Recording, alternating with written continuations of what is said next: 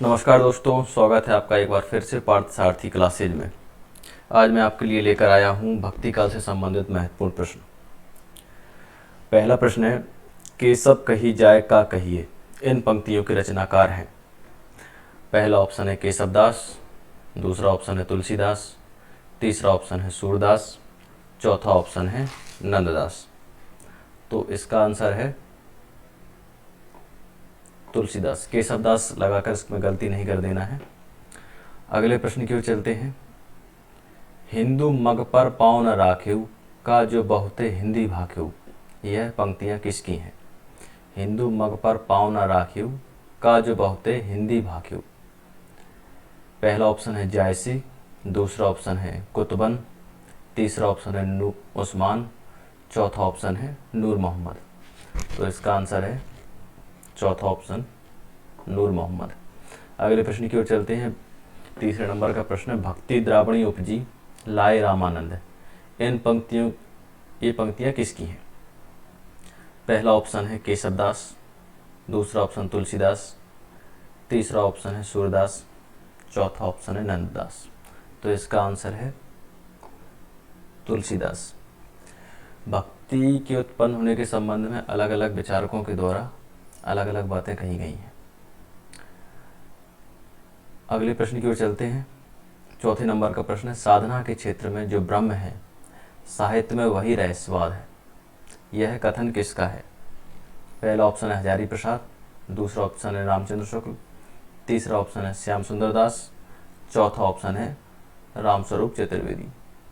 तो इसका आंसर है ऑप्शन नंबर 2 रामचंद्र शुक्ल। अगले प्रश्न की ओर चलते हैं। पांचवें नंबर का प्रश्न है, भक्ति आंदोलन भारतीय चिंताधारा का स्वाभाविक विकास है। उक्त कथन है। पहला ऑप्शन है रामचंद्र शुक्ल, दूसरा ऑप्शन हजारी प्रसाद, तीसरा ऑप्शन है बाबू गुलाब राय, चौथा ऑप्शन है ग्रियर्सन। तो इसका आंसर है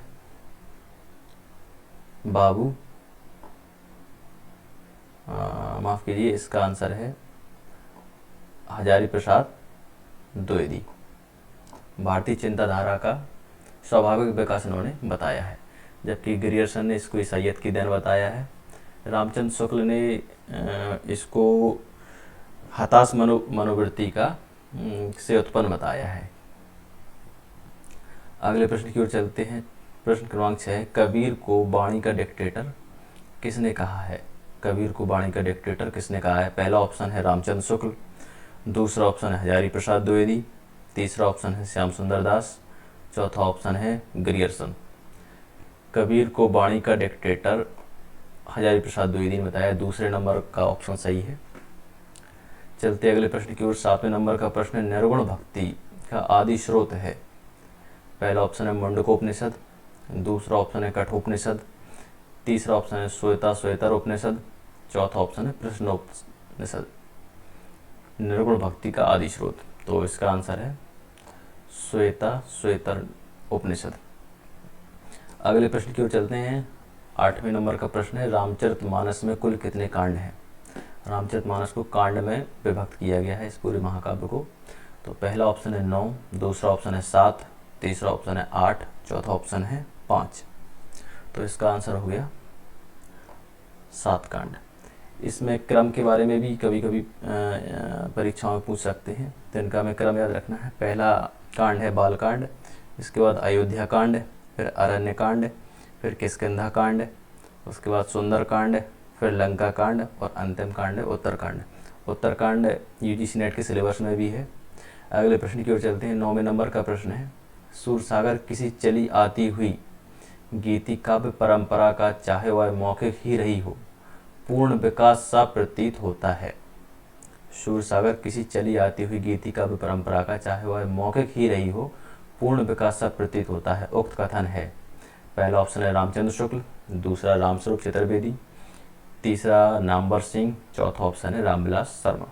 तो इसका आंसर है रामचंद्र शुक्ल। रामचंद्र शुक्ल के संबंध में हमें उनके पूरे कथनों को याद रखना है। इनके बारे में अधिकतर प्रश्न परीक्षाओं में पूछे जाते हैं। हिंदी साहित्य का इतिहास जो उन्होंने लिखा है उसको हमें अध्ययन करना है। अगले प्रश्न 10वां नंबर का प्रश्न है, उनका रावण अंगद संवाद तुलसी के संवाद से कहीं अधिक सुंदर और उपयुक्त है। रामचंद्र शुक्ल का यह कथन किस कवि के बारे में है? अर्थात किस कवि ने जो अपना साहित्य लिखा है उसमें अंगद और रावण का संवाद तुलसी के संवाद से, तुलसी में रामचरितमानस में जो संवाद है उससे अधिक सुंदर है। तो पहला ऑप्शन है ईश्वरदास, दूसरा ऑप्शन है केशवदास, तीसरा ऑप्शन है सूरदास, चौथा ऑप्शन है हृदयराम। तो इसका आंसर है केशवदास। रामचंद्र का नामक महाकाव्य इन्होंने लिखा हुआ है, उनमें रावण अंगद संवाद बहुत ही सुंदर है, जिसमें रामचंद्र शुक्ल ने इसके बारे में कहा है। अगले प्रश्न की ओर चलते हैं। 11वें नंबर का प्रश्न है, पराजय के बाद व्यक्ति या तो अपनी आध्यात्मिक श्रेष्ठता दिखाना चाहता है अथवा विलास में डूबकर पराजय को भूल जाना चाहता है। भक्ति आंदोलन का स्रोत पहली मनोवृत्ति है। उक्त कथन है, पराजय के बाद व्यक्ति या तो अपनी आध्यात्मिक श्रेष्ठता दिखाना चाहता है अथवा विलास में डूबकर पराजय को भूल जाना चाहता है। भक्ति आंदोलन का स्रोत पहली मनोवृत्ति है। उक्त कथन किसका है? पहला ऑप्शन है बाबू गुलाब राय, दूसरा रामचंद्र शुक्ल, तीसरा श्याम सुंदर दास, चौथा ग्रियर्सन। तो इसका आंसर हो गया बाबू गुलाब राय। अगले प्रश्न की ओर चलते हैं। 12वें नंबर का प्रश्न है, भक्ति का जो सोता दक्षिण की ओर से धीरे धीरे उत्तर भारत की ओर पहले ही आ रहा था, उससे राजनीतिक परिवर्तन के कारण शून्य पड़े हुए जनता के हृदय में फैलने का पूरा मौका मिला।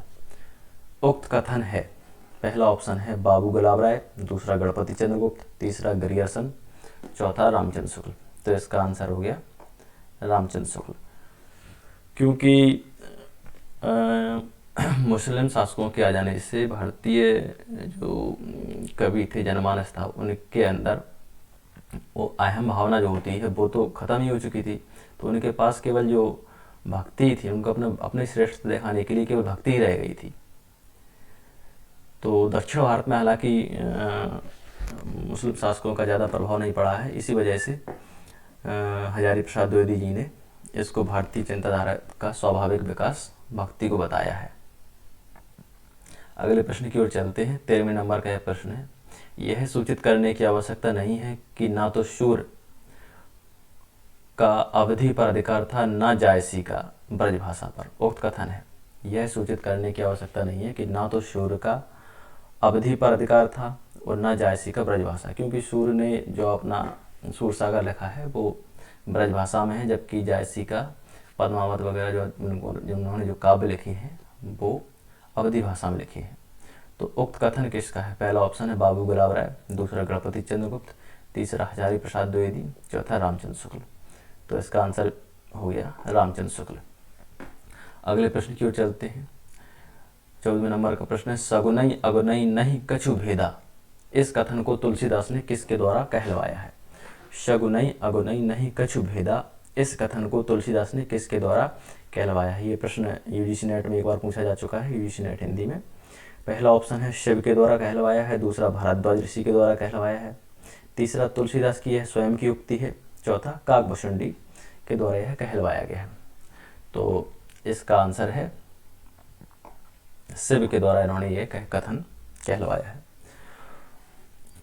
सगुण और अगुण निर्गुण में जो भेद को शिव जी ने निरर्थक बताया है। 15वें नंबर का प्रश्न है, कबीर के निर्गुण पंथ का आधार भारतीय वेदांत और सूफियों का प्रेम तत्व है। कबीर के निर्गुण पंथ का आधार भारतीय वेदांत और सूफियों का प्रेम तत्व है। उक्त कथन है, पहला ऑप्शन है बाबू गुलाब राय, दूसरा ऑप्शन है गणपति चंद्रगुप्त, तीसरा ऑप्शन है हजारी प्रसाद द्विवेदी, चौथा ऑप्शन है रामचंद्र शुक्ल। तो इसका आंसर हो गया हजारी प्रसाद द्विवेदी। अगले प्रश्न की ओर चलते हैं। पात्र राघव चेतन का संबंध किस रचना से है? राघव चेतन किसी इन चार में से किसी एक रचना में पात्र है। तो पहला ऑप्शन है पद्मावत, दूसरा ऑप्शन है पृथ्वीराज रासो, तीसरा ऑप्शन है रामचरितमानस, चौथा ऑप्शन है चित्रावली। तो इसका आंसर हो गया पद्मावत। ये नेगेटिव पात्र है इस पद्मावत में। अगले प्रश्न की ओर चलते हैं। 17वें नंबर का प्रश्न है, तुलसीदास की किस रचना का संबंध ज्योतिष से है? पहला ऑप्शन है हनुमान बाहुक, दूसरा गीतावली, तीसरा रामाज्ञा प्रश्नावली, चौथा रामचरितमानस।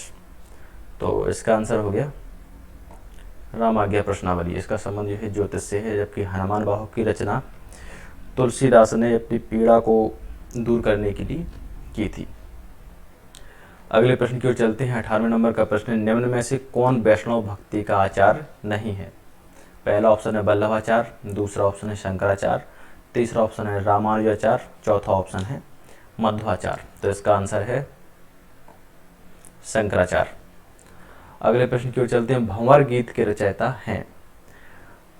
भंवर गीत के रचयिता हैं, पहला ऑप्शन है सूरदास, दूसरा नंददास, तीसरा अयोध्या सिंह उपाध्याय हरियोध और चौथा ऑप्शन है नरोत्तम दास। तो इसका आंसर हो गया नंददास।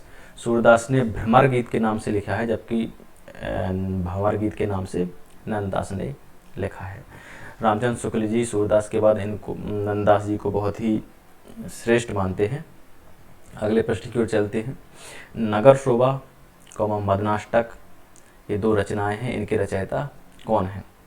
नगर शोभा और मदनाष्टक, पहला ऑप्शन है गंग कवि, दूसरा ऑप्शन है रहीम दास, तीसरा ऑप्शन नरोत्तम दास, चौथा ऑप्शन है बनारसी दास। तो इसका आंसर है रहीम दास। नगर शोभा में इन्होंने विभिन्न जातियों की जो स्त्रियां होती हैं उनके बारे में इन्होंने वर्णन किया है। तो ये 20 प्रश्न थे। आगे भी भक्ति काल से संबंधित महत्वपूर्ण प्रश्न मैं लेकर आऊँगा, लगभग 500 प्रश्न रहेंगे। तो ये पहला भाग था। कैसा लगा आपको? एक बार इसकी जरूर प्रैक्टिस कर लीजिएगा। थैंक्स।